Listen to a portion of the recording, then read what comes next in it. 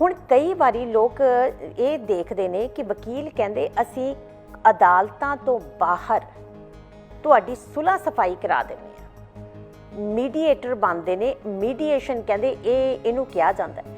ਇਹ ਮੀਡੀਏਸ਼ਨ ਚੀਜ਼ ਕੀ ਹੈ?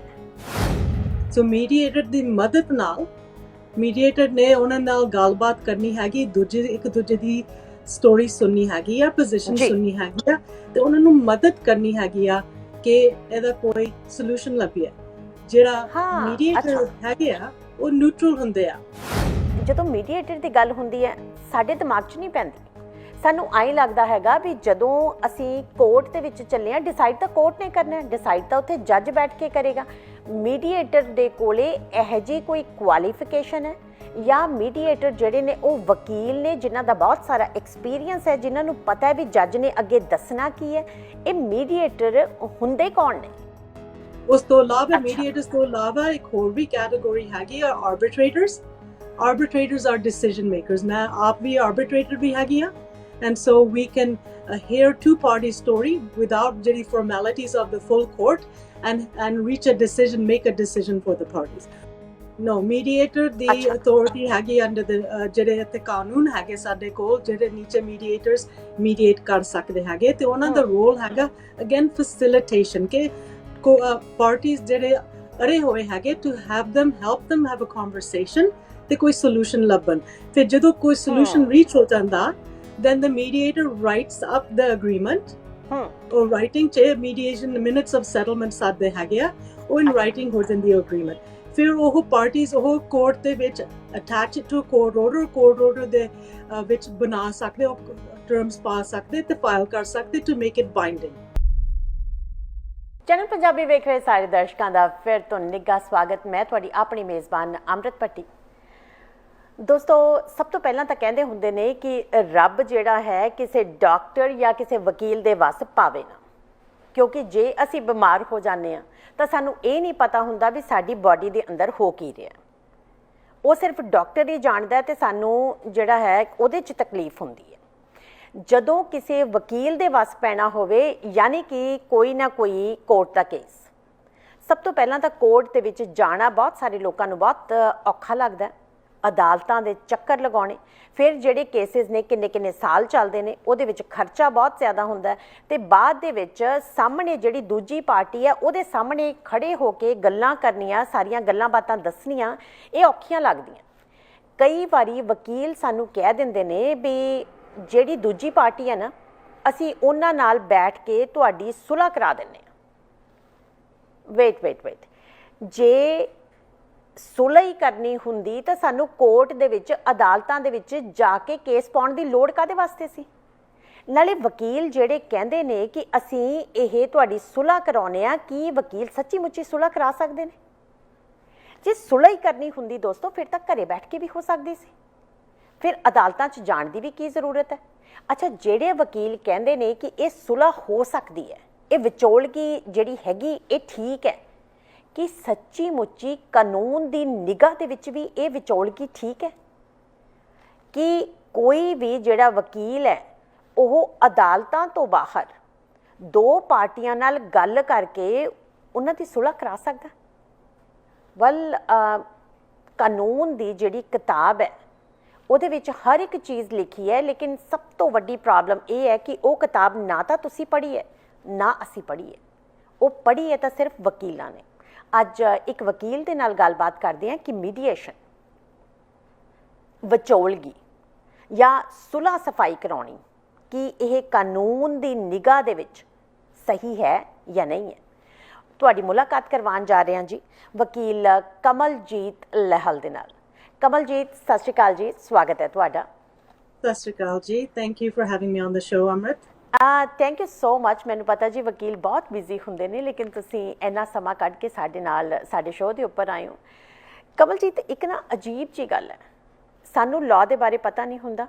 ਜਦੋਂ ਹੁਣ ਕੋਈ ਦੋ ਪਾਰਟੀਆਂ ਹੁੰਦੀਆਂ ਨੇ, ਉਹਨਾਂ ਦੇ ਵਿੱਚ ਆਪਸ ਦੇ ਵਿੱਚ ਡਿਸਪਿਊਟ ਹੁੰਦਾ, ਕੋਈ ਲੜਾਈ ਹੁੰਦੀ ਹੈ, ਝਗੜਾ ਹੁੰਦਾ, ਤਾਂ ਅਸੀਂ ਵੇਖਦੇ ਹਾਂ ਵੀ ਅਸੀਂ ਅਦਾਲਤਾਂ 'ਚ ਜਾਣਾ, ਉੱਥੇ ਇੱਕ ਵਕੀਲ ਇੱਧਰ ਖੜਾ ਹੋਣਾ, ਇੱਕ ਇੱਧਰ ਖੜਾ ਹੋਣਾ, ਸਾਹਮਣੇ ਜੱਜ ਹੋਏਗਾ, ਇੱਕ ਜਿਹੜਾ ਹੈਗਾ ਉਹ ਬੰਦਾ ਬੋਲੇਗਾ, ਫਿਰ ਦੂਜੀ ਪਾਰਟੀ ਦਾ ਬੰਦਾ ਬੋਲੇਗਾ, ਜੱਜ ਡਿਸਾਈਡ ਕਰੇਗਾ ਕਿ ਫੈਸਲਾ ਕੀ ਹੈ। ਹੁਣ ਕਈ ਵਾਰੀ ਲੋਕ ਇਹ ਦੇਖਦੇ ਨੇ ਕਿ ਵਕੀਲ ਕਹਿੰਦੇ ਅਸੀਂ ਅਦਾਲਤਾਂ ਤੋਂ ਬਾਹਰ ਤੁਹਾਡੀ ਸੁਲ੍ਹਾ ਸਫਾਈ ਕਰਾ ਦਿੰਦੇ ਆ, ਮੀਡੀਏਟਰ ਬਣਦੇ ਨੇ। ਮੀਡੀਏਸ਼ਨ ਕਹਿੰਦੇ ਇਹਨੂੰ ਕਿਹਾ ਜਾਂਦਾ।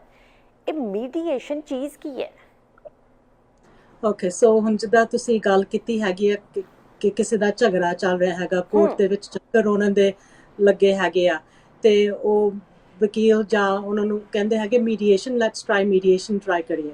ਸੋ ਮੀਡੀਏਸ਼ਨ ਸਮਝ ਲਓ ਕਿ ਇੱਕ ਮੌਕਾ ਹੈਗਾ ਉਸ ਪਾਰਟੀਜ਼ ਨੂੰ, ਓਪਰਚੁਨਿਟੀਜ਼ ਕੋ ਆਪਣੇ ਹੱਥ ਦੇ ਵਿੱਚ ਕੇਸ ਲੈ ਲੈਣ ਤੇ ਆਪਣੇ ਟਰਮਸ ਦੇ ਉੱਤੇ ਨੈਗੋਸ਼ੀਏਟ ਕਰਕੇ ਉਹਦਾ ਫਿਨਿਸ਼ ਕਰਨ, ਰੈਜ਼ੋਲੂਸ਼ਨ ਲੱਭਣ।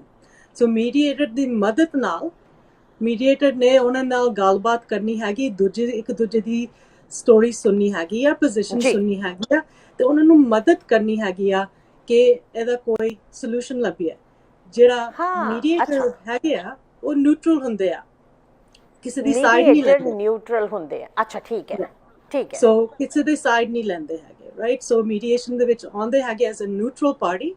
ਕਈ ਦਫਾ ਵਕੀਲ ਹੁੰਦੇ ਹੈਗੇ ਮੀਡੀਏਟਰਸ ਆਪ, ਕਈ ਦਫਾ ਨਹੀਂ ਹੁੰਦੇ ਹੈਗੇ ਆ। ਉਹਨਾਂ ਦੇ ਕੋਲ ਮੋਸਟ ਦੇ ਕੋਲ ਟ੍ਰੇਨਿੰਗ ਹੁੰਦੀ, certification to be a mediator.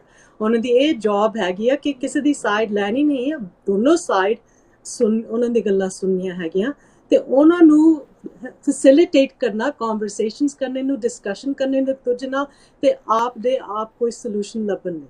Okay, but Kamaljit ਇੱਕ ਨਾ ਖਾਸ ਗੱਲ ਇਹ ਹੈ ਵੀ ਜਦੋਂ ਮੀਡੀਏਟਰ ਦੀ ਗੱਲ ਹੁੰਦੀ ਹੈ ਸਾਡੇ ਦਿਮਾਗ 'ਚ ਨਹੀਂ ਪੈਂਦੀ।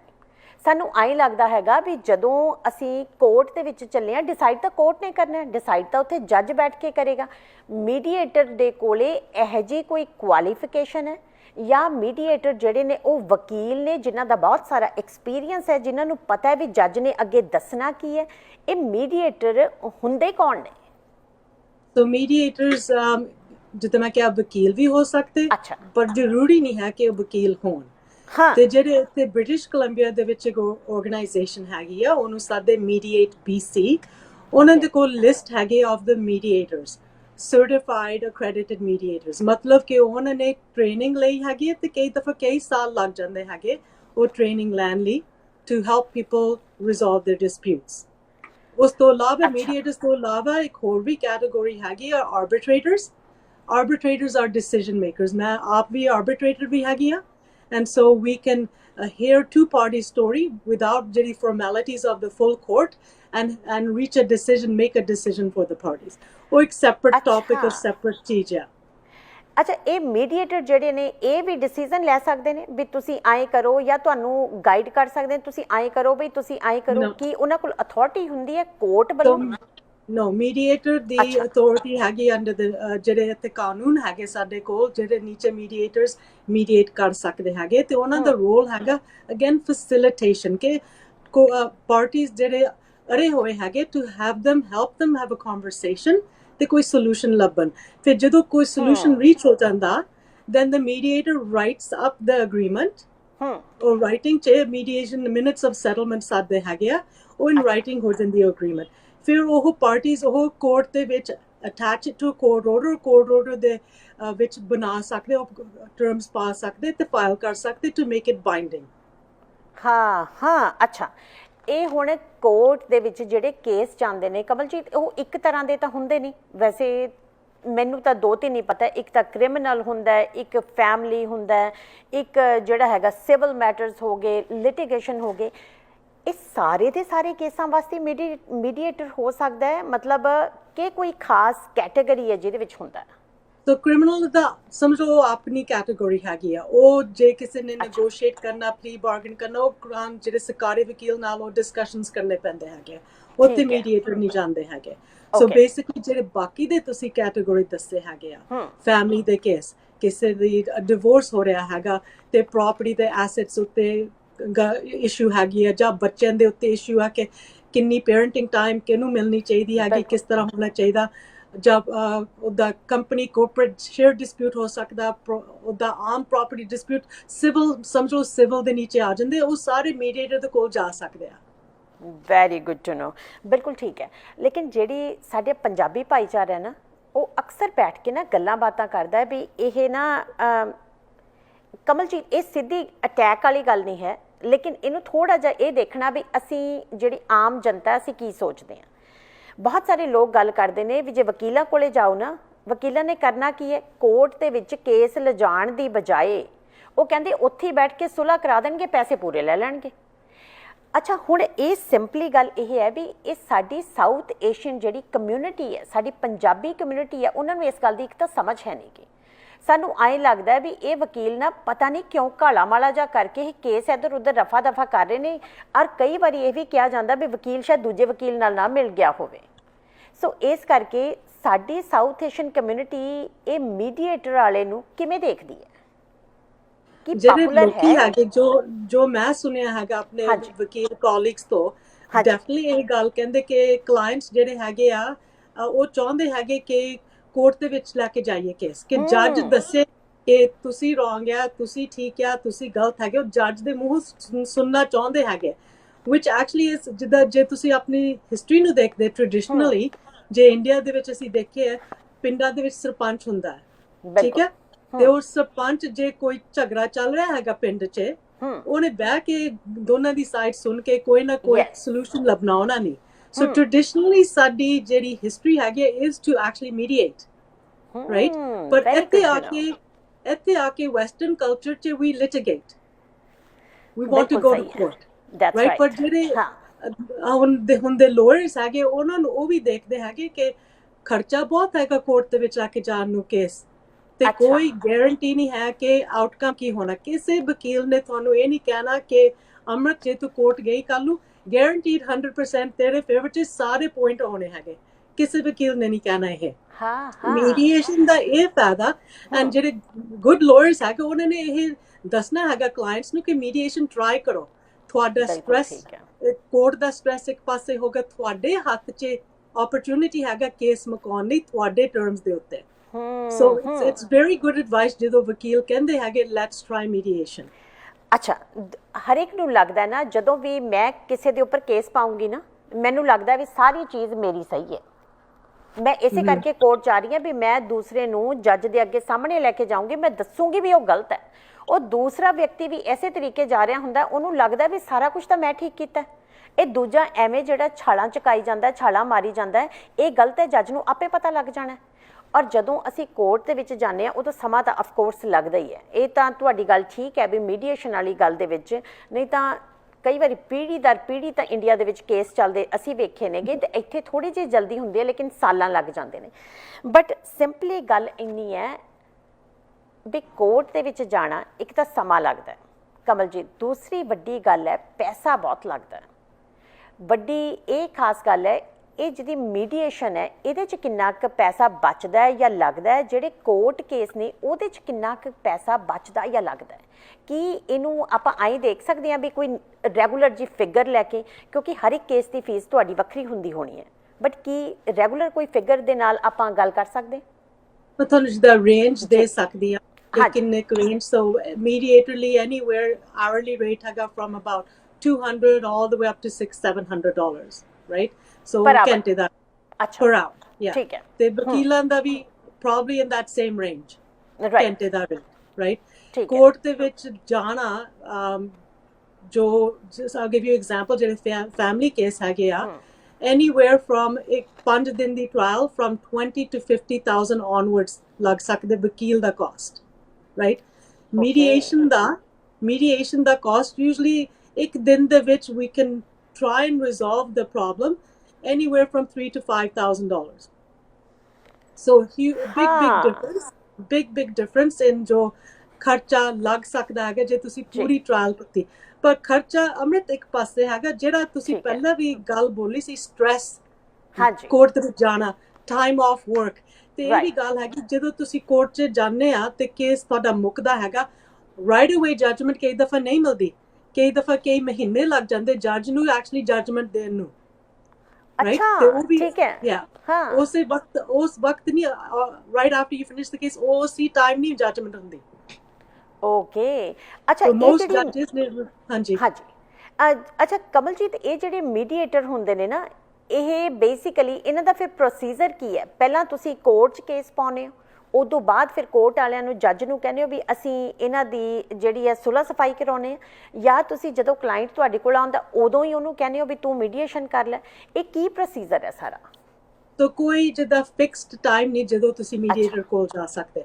ਈਵਨ ਕੋਰਟ ਦੇ ਵਿੱਚ ਪੇਪਰ ਫਾਈਲ ਕਰਨੇ ਤੋਂ ਪਹਿਲਾਂ ਵੀ ਤੁਸੀਂ ਕਹਿ ਸਕਦੇ ਕਿ ਅਸੀਂ ਮੀਡੀਏਸ਼ਨ ਟਰਾਈ ਕਰਨੀ ਹੈਗੀ ਆ। Even 1 week before the trial date you can try. So anytime ਤੁਸੀਂ ਮੀਡੀਏਟਰ ਨਾਲ ਬਹਿ ਕੇ ਕੋਸ਼ਿਸ਼ ਕਰ ਸਕਦੇ ਆਪਣੀ ਪ੍ਰੋਬਲਮ ਨੂੰ ਸੋਲਵ ਕਰਨੇ ਨੂੰ। ਲੋਕ ਕਦੋਂ ਕਿ ਟਰਾਈ ਕਰਦੇ ਨੇ? ਜਦੋਂ ਕੇਸ ਬਹੁਤ ਲਟਕ ਜਾਂਦਾ ਹੈ, ਜਦੋਂ ਸਮਾਂ ਬਹੁਤ ਲੱਗਣ ਲੱਗ ਜਾਂਦਾ, ਜਦੋਂ ਪੈਸੇ ਬਹੁਤ ਜ਼ਿਆਦਾ ਹੋ ਜਾਂਦੇ ਨੇ, ਜਾਂ ਤੁਸੀਂ ਦੇਖਿਆ ਹੋਣਾ ਵੀ ਲੋਕ ਜਦੋਂ ਆਉਂਦੇ ਨੇ ਆਉਂਦੇ ਸਾਰੀ ਕਹਿੰਦੇ ਨੇ ਵੀ ਤੁਸੀਂ ਸਾਡੀ ਬੈਠ ਕੇ ਸੁਲਹ ਸਫਾਈ ਕਰਾ ਲਓ ਦੋਨੋਂ ਜਿਹੜੀਆਂ ਪਾਰਟੀਆਂ ਨੇ ਉਹਨਾਂ ਦੀ? ਤਾਂ ਆਮ ਯੂਜਲੀ ਕੋਈ ਨਾ ਕੋਈ ਪੇਪਰ ਫਾਈਲ ਹੁੰਦਾ ਹੈਗਾ ਕੋਰਟ 'ਚ। ਅੱਛਾ। ਐਂਡ ਮੇਬੀ ਇੱਕ ਦੋ ਸਟੈਪ ਪ੍ਰੋਸੀਜਰਲੀ ਲਿਟੀਗੇਸ਼ਨ ਸਟੈਪ ਚੁੱਕੇ ਹੁੰਦੇ ਹੈਗੇ ਆ। ਯੂਜਲੀ ਉਹਨੂੰ ਸਾਡੇ ਡਿਸਕਵਰੀ ਤੇ ਡਿਸਕਲੋਜ਼ਰ, ਤਾਂ ਕਿ ਦੂਸਰੀ ਪਾਰਟੀ ਨੂੰ ਇੱਕ ਦੂਜੇ ਦੇ ਡਾਕੂਮੈਂਟਸ ਮਿਲ ਜਾਣ। ਤੇ ਯੂਜਲੀ ਜਦੋਂ ਉਹ ਸਟੈਪ ਹੋ ਜਾਂਦੇ ਹੈਗੇ ਕੰਪਲੀਟ, ਫਿਰ ਉਦੋਂ ਵਕੀਲਾਂ ਕਹਿੰਦੇ ਹੈਗੇ ਆਪਣੇ ਕਲਾਇੰਟਸ ਨੂੰ ਕਿ ਲੈਟਸ ਟਰਾਈ ਮੀਡੀਏਸ਼ਨ। ਅੱਛਾ, ਠੀਕ ਹੈ। ਤੇ ਫਿਰ ਕਮਲਜੀਤ, ਜਦੋਂ ਆਪਣੇ ਪੰਜਾਬੀ ਭਾਈਚਾਰੇ ਦੇ ਵਿੱਚ ਇਹ ਕਿਹਾ ਜਾਂਦਾ ਵੀ ਅਸੀਂ ਵਕੀਲ ਬੈਠ ਕੇ, 2 ਵਕੀਲ ਬੈਠ ਜਾਂਦੇ ਆ ਜਾਂ ਤੁਹਾਡੀ ਗੱਲਬਾਤ ਕਰਾ ਦਿੰਦੇ ਆ, ਤਾਂ ਉਹਨਾਂ ਦਾ ਰਿਐਕਸ਼ਨ ਕੀ ਹੁੰਦਾ? ਅਗੇਨ ਜਿੱਦਾਂ ਮੈਂ ਕਿ ਥੋੜੀ ਜਿਹੀ ਰਿਲੈਕਟੈਂਸ ਹੈਗੀ ਇੱਥੇ ਸਾਡੀ ਕਮਿਊਨਿਟੀ 'ਚ to sit down and talk. I don't know ਕੀ ਐਗਜ਼ੈਕਟਲੀ ਰੀਜ਼ਨ ਹੈਗਾ। ਮੇਬੀ ਉਹਨਾਂ ਨੂੰ ਪੂਰੀ ਅੰਡਰਸਟੈਂਡਿੰਗ ਨਹੀਂ ਹੈਗੀ ਕਿ ਮੀਡੀਏਸ਼ਨ ਦੇ ਕੀ ਫਾਇਦੇ ਹੈਗੇ, ਕੀ ਕਾਹਤੇ ਕਰਨਾ ਚਾਹੁੰਦੇ ਹੈਗੇ, ਅਸੀਂ ਤੁਹਾਨੂੰ ਸੁਜੈਸਟ ਕਾਹਤੇ ਕਰਦੇ ਹੈਗੇ ਆ। there's basically 3 things ਤੁਹਾਨੂੰ ਪਤਾ ਹੋਣਾ ਚਾਹੀਦਾ ਮੀਡੀਏਸ਼ਨ ਦਾ। ਓਕੇ। ਨੰਬਰ 1 ਕਿ ਜੋ ਗੱਲਬਾਤ ਹੋ ਰਹੀ ਆ ਮੀਡੀਏਸ਼ਨ 'ਚ ਇਜ਼ ਕੰਪਲੀਟਲੀ ਕੌਨਫੀਡੈਂਸ਼ੀਅਲ, ਉੱਥੇ ਹੀ ਰਹਿਣੀ ਹੈ ਗੱਲ। ਰੀਜ਼ਨ ਇਹ ਹੈਗਾ ਕਿ ਅਸੀਂ ਖੁੱਲੇ ਹੋ ਕੇ ਗੱਲਬਾਤ ਕਰੀਏ, ਓਨੈਸਟਲੀ ਗੱਲਬਾਤ ਕਰੀਏ to honestly find a solution. So ਜੇ ਕਿਸੇ ਨੇ ਕੋਈ ਆਫਰ ਕੀਤੀ ਹੈ ਮੀਡੀਏਸ਼ਨ 'ਚ ਤੇ ਐਂਡ ਆਫ ਦ ਡੇ ਫੈਸਲਾ ਨਹੀਂ ਹੁੰਦਾ ਤੇ ਕੋਰਟ 'ਚ ਜਾਣਾ ਪਿਆ, ਕੋਈ ਪਾਰਟੀ ਜੱਜ ਨੂੰ ਨਹੀਂ ਕਹਿ ਸਕਦਾ ਕਿ ਮੀਡੀਏਸ਼ਨ ਦੇ ਵਿੱਚ ਤਾਂ ਮਿਸਟਰ ਐਸ ਕਹਿਣਾ ਮੈਨੂੰ ਸਾਰੀ ਪ੍ਰਾਪਰਟੀ ਦੇਣਾ ਚਾਹੁੰਦਾ ਸੀ, ਹੁਣ ਉਹ ਆਪ ਸਾਰੀ ਮੰਗਦਾ ਹੈਗਾ। ਮੈਂ ਤੁਹਾਨੂੰ ਐਕਸਟ੍ਰੀਮ ਐਗਜ਼ਾਮਪਲ ਦਿੰਨੀ ਆ। ਠੀਕ ਹੈ, right. But the idea is ਕਿ ਸਾਰਾ ਕੁਝ ਕੌਨਫੀਡੈਂਸ਼ੀਅਲ ਹੈ, ਬਾਹਰ ਕਿਸੇ ਨਾਲ ਕੋਈ ਗੱਲ ਨਹੀਂ ਕਰ ਸਕਦਾ, ਕਿਸੇ ਨਾਲ ਕੋਈ ਗੱਲਬਾਤ ਨਹੀਂ ਹੋਏਗੀ, ਇਵਨ ਕੋਰਟ 'ਚ ਵੀ ਨਹੀਂ ਹੋਏਗੀ। No. So that's one benefit, because you can make some little bit more different type of offers ਜਿਹੜੇ ਕੋਈ ਕੋਰਟ 'ਚ ਤੁਸੀਂ ਨਹੀਂ ਪ੍ਰੈਜ਼ੈਂਟ ਕਰੋਗੇ। ਕੋਰਟ 'ਚ ਲੋਅਰ ਨੇ ਆਪਣੀ ਐਕਸਟ੍ਰੀਮ ਪੋਜੀਸ਼ਨ, ਬੈਸਟ ਪੋਜੀਸ਼ਨ ਪੇਸ਼ ਕਰਨੀ ਹੈਗੀ ਆ। ਇੱਥੇ ਮੀਡੀਏਸ਼ਨ 'ਚ ਆਈਡੀਆ ਹੈਗਾ ਕਿ ਦੋਨੋਂ ਜਾਣੀ ਥੋੜੀ ਕੰਪਰੋਮਾਈਜ਼ ਕਰਨ। Right. So that's one point. So one ਹੈਗਾ confidentiality. Second point, ਮੀਡੀਏਸ਼ਨ ਦਾ ਮੇਨ ਫਾਇਦਾ ਹੈਗਾ ਕਿ ਤੁਹਾਡੇ ਹੱਥ 'ਚ ਹੈਗਾ। ਜਿੱਦਾਂ ਮੈਂ ਪਹਿਲਾਂ ਵੀ ਕਿਹਾ ਸੀ, ਕੋਰਟ ਦੇ ਵਿੱਚ ਕੋਈ ਗਾਰੰਟੀ ਨਹੀਂ ਹੈਗਾ ਕਿ ਕੀ ਆਊਟਕਮ ਹੈ। ਅੱਛਾ। ਮੈਂ ਆਪ ਵੀ ਆਪਣੇ ਕਲਾਇੰਟਸ ਨੂੰ ਲੈ ਕੇ ਗਈ ਹਾਂ ਕੋਰਟ 'ਚ, where I thought I had the best witness, the best clients. Then I had a judge ਕਿ ਉਹਦੀ background history was maybe favoring a certain type of law. ਤੇ ਉਹ ਸਾਡੇ ultimately ਸਾਡੇ favor 'ਚ ਨਹੀਂ ਸੀ, even though ਮੇਰਾ best ਤੋਂ best ਸੀਗਾ ਕੇਸ ਮੇਰੇ opinion 'ਚ। ਸੋ ਕਿਸੇ, ਜਿੱਦਾਂ ਮੈਂ ਕਿਹਾ, ਕੋਈ ਵੀ ਵਕੀਲ ਨੇ ਤੁਹਾਨੂੰ ਗਾਰੰਟੀ ਨਹੀਂ ਦੇਣੀ ਕਿ ਜੱਜ ਨੇ ਕੀ ਕਰਨਾ ਹੈਗਾ ਫੈਸਲਾ। ਮੀਡੀਏਸ਼ਨ 'ਚ ਤੁਹਾਡੇ ਹੱਥ 'ਚ ਆ, ਆਊਟਕਮ ਤੁਹਾਡੇ ਹੱਥ 'ਚ ਕੰਪਲੀਟਲੀ। ਬਿਲਕੁਲ। ਬਾਕੀ ਇਸ ਵੇਲੇ the third point, ਪੈਂਡੈਮਿਕ ਹੈਗਾ। ਹਾਂਜੀ। ਸਾਨੂੰ ਪਤਾ ਕਿ ਕੋਰਟਸ ਬੰਦ ਹੋ ਗਏ ਸੀ, ਹੁਣ ਹੌਲੀ ਹੌਲੀ ਉਹ ਖੋਲਣ ਲੱਗ ਪਏ ਹੈਗੇ। ਕਈ ਜਿਹੜੇ ਕੋਰਟ ਕੇਸਿਸ ਹੈਗੇ ਉਹ ਕੈਂਸਲ ਹੋ ਗਏ ਸੀ ਪੈਂਡੈਮਿਕ ਕਰਕੇ। ਹੁਣ ਉਹਨਾਂ ਨੂੰ ਨਵੀਆਂ ਤਰੀਕਾ ਲੱਭਣੀਆਂ ਪੈਣੀਆਂ, ਉਹ ਅਡਜਰਨਮੈਂਟਸ ਹੋਣੀਆਂ। ਮੇਬੀ ਬੀ ਦਿਸ year, maybe next year, maybe 2 ਸਾਲਾਂ ਨੂੰ ਤਰੀਕ ਮਿਲੂਗੀ। ਇਸ ਵੇਲੇ ਅਸੀਂ ਸਟਿਲ ਮੀਡੀਏਸ਼ਨਸ ਕਰਦੇ ਹੈਗੇ ਬਾਈ ਜ਼ੂਮ, ਵਰਚੁਅਲੀ। ਸੋ ਮੀਡੀਏਸ਼ਨਸ ਦੀ ਰਿਕਰੂਟਮੈਂਟ ਨਹੀਂ ਹੋਈ ਹੈਗੀ। ਸੋ ਪੀਪਲ, ਅਸੀਂ ਮੈਂ ਵੀ ਕਈ ਕੇਸਿਸ ਕੀਤੇ, ਮੇਰੇ ਕੋਲੀਗਸ ਨੇ ਵੀ ਕੀਤੇ, ਮੀਡੀਏਟ ਅਸੀਂ ਕੀਤੇ successfully over the Zoom, over ਜਿੱਦਾਂ virtually, over the ਜਿੱਦਾਂ ਟੈਕਨੋਲੋਜੀ, ਯੂਜ਼ਿੰਗ ਟੈਕਨੋਲੋਜੀ। ਬਿਲਕੁਲ ਠੀਕ ਹੈ। ਅੱਛਾ, ਜਦੋਂ ਇੱਕ ਮੀਡੀਏਟਰ ਸਪੋਜ਼ ਕਰੋ ਵੀ ਤੁਹਾਡੇ ਕੋਲੇ ਕੋਈ ਕਲਾਇੰਟ ਆਇਆ, ਉਧਰੋਂ ਉਹਦੇ ਐਂਟੀ ਜਿਹੜੀ ਪਾਰਟੀ ਹੈ, ਦੂਸਰੀ ਪਾਰਟੀ ਕਿਸੇ ਹੋਰ ਵਕੀਲ ਦੇ ਕੋਲੇ ਗਈ, ਤੁਸੀਂ ਦੋਨਾਂ ਨੂੰ ਸਲਾਹ ਦਿੱਤੀ, ਤੁਸੀਂ ਵੀ ਸਲਾਹ ਦਿੱਤੀ ਵੀ ਮੀਡੀਏਟਰ ਕਰ ਲਓ, ਤੇ ਉਹਨਾਂ ਦੂਸਰੇ ਵਕੀਲ ਨੇ ਵੀ ਸਲਾਹ ਦਿੱਤੀ।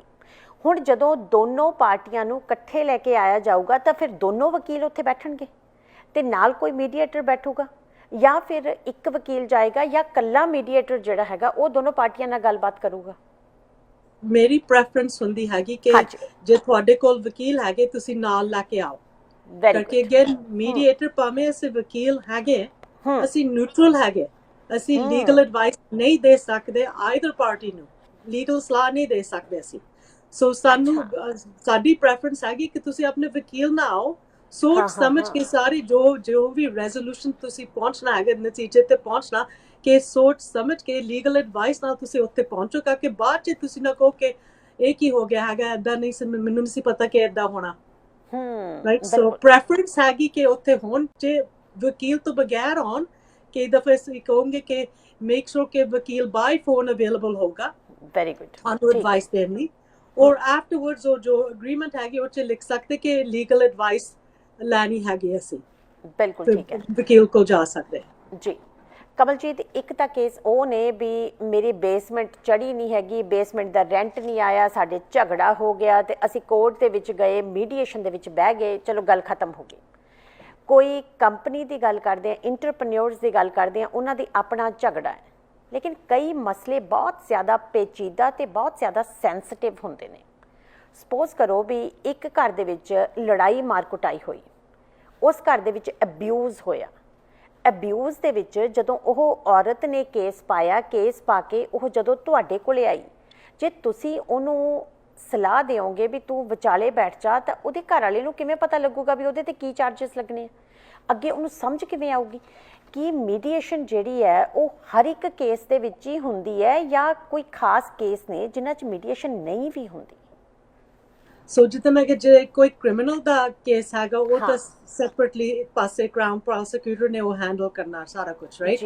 ਪਰ ਜਿਹੜੇ ਫੈਮਿਲੀ ਕੇਸ ਸਾਡੇ ਕੋਲ ਆਉਂਦੇ ਹੈਗੇ ਐਜ਼ ਅ ਮੀਡੀਏਟਰ, ਕਈ ਦਫਾ ਉਹਦੇ 'ਚ ਫੈਮਿਲੀ ਵਾਇਲੈਂਸ ਹੁੰਦੀ ਆ, ਤੇ ਬਾਈ ਲਾਅ ਕਾਨੂੰਨ ਦੇ ਹਿਸਾਬ ਨਾਲ ਸਾਰੇ ਮੀਡੀਏਟਰਸ ਨੂੰ ਬਿਫੋਰ ਪਹਿਲਾਂ ਮੀਡੀਏਸ਼ਨ ਕਰਨੇ ਤੋਂ ਪਹਿਲਾਂ, ਚਾਲੂ ਕਰਨੇ ਤੋਂ ਪਹਿਲਾਂ ਪਾਰਟੀਜ਼ ਨਾਲ ਸੈਪਰੇਟਲੀ ਸਾਨੂੰ ਜਿੱਦਾਂ ਅਦਾਲਤ ਨੇ ਕਿਹਾ ਬਹਿਣਾ ਪੈਣਾ, ਤੇ ਸਕਰੀਨਿੰਗ ਉਹਨੂੰ ਕਹਿੰਦੇ family violence screening. We have to make sure ਕਿ ਜੇ ਕੋਈ ਫੈਮਿਲੀ ਵਾਇਲੈਂਸ ਹੈਗੀ ਆ ਕਿ ਮੀਡੀਏਸ਼ਨ ਸੇਫਲੀ ਅਸੀਂ ਕਰ ਸਕੋਗੇ ਕਿ ਨਹੀਂ।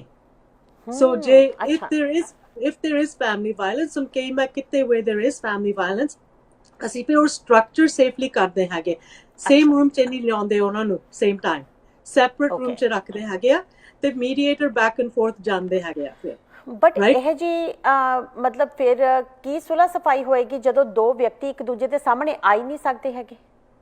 ਹੋ ਜਾਂਦੀ ਹੈ ਕਈ ਦਫਾ, even without violence, ਕਈ ਪਾਰਟੀਜ਼ ਸਪੈਸ਼ਲੀ ਫੈਮਿਲੀ ਕੇਸ 'ਚ ਆਪਣੇ ਇੱਕ ਦੂਜੇ ਦਾ ਮੂੰਹ ਨਹੀਂ ਦੇਖਣਾ ਚਾਹੁੰਦੇ। ਐਗਜ਼ੈਕਟਲੀ, ਬਿਲਕੁਲ ਸੈਪਰੇਟ ਕਮਰੇ 'ਚ ਸਾਡੇ, ਸੋ ਇੱਕ ਪਾਰਟੀ ਨੂੰ ਆਪਣੇ ਵਕੀਲ ਨਾਲ ਇੱਕ ਕਮਰੇ 'ਚ, ਦੂਸਰੀ ਪਾਰਟੀ ਆਪਣੇ ਵਕੀਲ ਨਾਲ ਸੈਪਰੇਟ ਕਮਰੇ 'ਚ, ਤੇ ਮੀਡੀਏਟਰ ਬੈਕ ਐਂਡ ਫੋਰਥ ਜਾਂਦਾ ਬਿਟਵੀਨ ਦ ਟੂ ਰੂਮਸ। ਬਿਲਕੁਲ ਠੀਕ ਹੈ, ਵੈਸੇ ਬਹੁਤ ਵੱਡੀ ਵੈਰੀ ਬਿਗ ਪ੍ਰੋਬਲਮ ਹੈ ਆਪਣੀ ਸੁਸਾਇਟੀ ਦੇ ਵਿੱਚ। ਆਪਣੇ ਪੰਜਾਬੀ ਭਾਈਚਾਰੇ 'ਚ ਇੱਕ ਵਾਰੀ ਲੜਾਈ ਹੋ ਜੇ ਨਾ, ਇੱਕ ਦੂਸਰੇ ਦਾ ਮੂੰਹ ਦੇਖਣਾ ਵੀ ਉਹਨਾਂ ਨੂੰ ਪਸੰਦ ਨਹੀਂ ਹੁੰਦਾ। ਬਟ ਹੁਣ ਖਾਸ ਗੱਲ, ਤੁਸੀਂ ਐਜ਼ ਅ ਪ੍ਰੋਫੈਸ਼ਨਲ ਇਹ ਦੱਸੋ ਵੀ ਕੋਰਟ ਕਿਉਂ ਨਾ ਜਾਈਏ ਤੇ ਮੀਡੀਏਸ਼ਨ ਕਿਉਂ ਕਰਾਈਏ? ਇਹਦੇ ਪੁਆਇੰਟ ਜਿਹੜੇ ਨੇ ਜਲਦੀ ਤੋਂ ਜਲਦੀ ਜਿਹੜੇ ਤੁਸੀਂ ਸਾਨੂੰ ਦੱਸ ਸਕਦੇ ਹੋ। ਸੋ ਕੋਰਟ ਅਗੇਨ ਉੱਥੇ ਜਿੱਦਾਂ ਮੈਂ ਆਲਰੇਡੀ ਕਿਹਾ ਕਿ ਤੁਹਾਨੂੰ ਗਾਰੰਟੀ ਨਹੀਂ ਹੈ ਕਿ ਆਊਟਕਮ ਕੀ ਹੈਗਾ, ਰਾਈਟ? ਠੀਕ ਹੈ। ਕੋਰਟ ਦਾ ਖਰਚਾ ਕਾਫੀ ਹੈਗਾ, ਤੇ ਕਈ ਲੋਕਾਂ ਦੇ ਕੋਲ they don't have that money. End of the day ਜੋ ਪੈਸੇ ਜੋ ਉਹਨਾਂ ਨੇ ਸੇਵ ਕਰਨੇ ਥਰੂ ਮੀਡੀਏਸ਼ਨ, ਉਹ ਕੋਰਟ ਦੇ ਖਰਚਿਆਂ ਦੇ ਉੱਤੇ ਲੱਗ ਜਾਂਦੇ ਹੈਗੇ। ਮੈਂ ਇਹ ਨਹੀਂ ਕਹਿੰਦੀ ਕਿ ਬਿਲਕੁਲ ਕੋਈ ਕੇਸ ਕੋਰਟ ਦੇ ਵਿੱਚ ਨਹੀਂ ਜਾਣਾ ਚਾਹੀਦਾ। ਕਈ ਕੇਸ ਹੈਗੇ ਕੰਪਲੈਕਸ ਜਾਂ ਪਾਰਟੀਜ਼ ਬਹੁਤ ਅੜੇ ਹੋਏ ਹੈਗੇ ਆ, ਤੇ ਉਹ ਕੋਰਟ ਦੇ ਸਾਹਮਣੇ ਜਾਣੇ ਹੀ ਪਊਗੇ ਹੈਗੇ ਉਹ ਕੇਸ, ਰਾਈਟ? ਪਰ ਫਾਇਦਾ ਇਹ ਹੈਗਾ ਅਗੇਨ ਕਿ ਕੰਫੀਡੈਂਸ਼ੀਅਲ ਹੈਗਾ ਪ੍ਰੋਸੈਸ, ਤੇ ਤੁਹਾਡੇ ਹੱਥ 'ਚ ਹੈਗਾ ਆਊਟਕਮ। ਇਹ ਮੀਡੀਏਟਰ ਜਿਹੜੇ ਨੇ ਹੁਣ ਇਹਨਾਂ ਨੂੰ ਲੱਭੀਏ ਕਿੱਥੋਂ? ਇਹ ਹੁਣ ਮੈਨੂੰ ਵਕੀਲ ਦਾ ਤਾਂ ਪਤਾ ਵੀ ਬਾਹਰ ਬੋਰਡ ਲੱਗਿਆ ਹੁੰਦਾ ਵੀ ਫਲਾਣਾ lawyer, attorney at law, but mediator the board ਤਾਂ ਕਿਤੇ ਨਹੀਂ ਵੇਖਿਆ ਕਦੇ ਵੀ। ਹਾਂਜੀ, ਸੋ ਜਿਹੜਾ ਮੈਂ ਪਹਿਲਾਂ ਵੀ ਮਾੜੀ ਜਿਹੀ ਗੱਲ ਕਹੀ ਸੀ, ਮੀਡੀਏਟ BC ਉਹ province of BC the organisation ਹੈਗੀ ਆ, ਤੇ ਉਹਦੇ ਵਿੱਚ ਉਹਨਾਂ ਨੇ ਲਿਸਟ ਰੱਖੇ ਹੈਗੇ ਆ। ਸਿਵਲ ਮੀਡੀਏਟਰਸ ਦਾ ਇੱਕ ਲਿਸਟ ਹੈਗਾ, ਤੇ ਹੈਗਾ ਫੈਮਿਲੀ ਮੀਡੀਏਟਰਸ ਦਾ। ਫੈਮਿਲੀ ਮੀਡੀਏਟਰਸ ਨੂੰ ਸੈਪਰੇਟ ਟ੍ਰੇਨਿੰਗ ਹੁੰਦੀ ਹੈਗੀ ਆ, ਡਿਫਰੈਂਟ। ਸੋ ਉਹਨਾਂ ਦਾ ਨੰਬਰ ਮੈਂ ਤੁਹਾਨੂੰ ਦੇ ਸਕਦੀ, ਈਦਰ ਆਫਟਰਵਰਡ ਜਾਂ ਹੁਣ, ਜੇ ਤੁਹਾਡੀ ਮਰਜ਼ੀ ਆ। ਬਿਲਕੁਲ ਠੀਕ ਹੈ ਜੀ, ਜੇ ਹੁਣੇ ਦੇ ਦਿਓ ਤਾਂ that will be great. Okay, so 604 ਹਾਂਜੀ 684 1300 ਪਰਫੈਕਟ। ਸੋ 604 684 1300।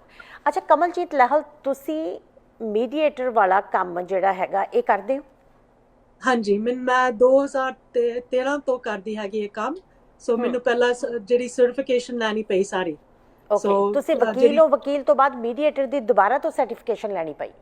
ਸੈਪਰੇਟ ਸਰਟੀਫਿਕੇਸ਼ਨ ਲੈਣੀ ਪੈਂਦੀ। ਜਿਹੜੇ ਆਹ ਮੀਡੀਏਟ BC ਦੇ ਲਿਸਟ ਹੈ ਰੋਸਟਰ, ਉਹਦੇ ਲਿਸਟ ਦੇ ਉੱਤੇ ਜਾਣ ਲਈ ਤੁਹਾਨੂੰ ਸਪੈਸ਼ਲਾਈਜ਼ਡ ਟ੍ਰੇਨਿੰਗ ਚਾਹੀਦੀ ਹੈਗੀ ਆ। Very good. ਅੱਛਾ ਹੁਣ ਜਦੋਂ ਤੁਸੀਂ ਕਿਸੇ ਦੀ ਮੀਡੀਏਸ਼ਨ ਵਾਲਾ ਕੰਮ ਕਰਦੇ ਹੋ, ਕਿਸੇ ਦੇ ਵਿਚਾਲੇ ਬੈਠਦੇ ਹੋ, ਦੋ ਪਾਰਟੀਆਂ ਤੁਹਾਡੇ ਸਾਈਡ ਤੇ ਬੈਠਦੀਆਂ, ਉਸ ਤੋਂ ਬਾਅਦ ਤੁਸੀਂ ਉਹਨਾਂ ਦੀ ਸੁਲਹ ਸਫਾਈ ਕਰਾਉਂਦੇ ਹੋ, ਉਸ ਟਾਈਮ ਉਹ ਦੋਨੋਂ ਪਾਰਟੀਆਂ ਕੀ ਮਹਿਸੂਸ ਕਰਦੀਆਂ ਤੇ ਤੁਸੀਂ ਕਿਵੇਂ ਮਹਿਸੂਸ ਕਰਦੇ ਹੋ? ਇੰਗਲਿਸ਼ 'ਚ ਕਹਿੰਦੇ ਹੈਗੇ ਆ ਕਿ ਵਿਨ ਵਿਨ, ਹਨਾ? both parties need to win.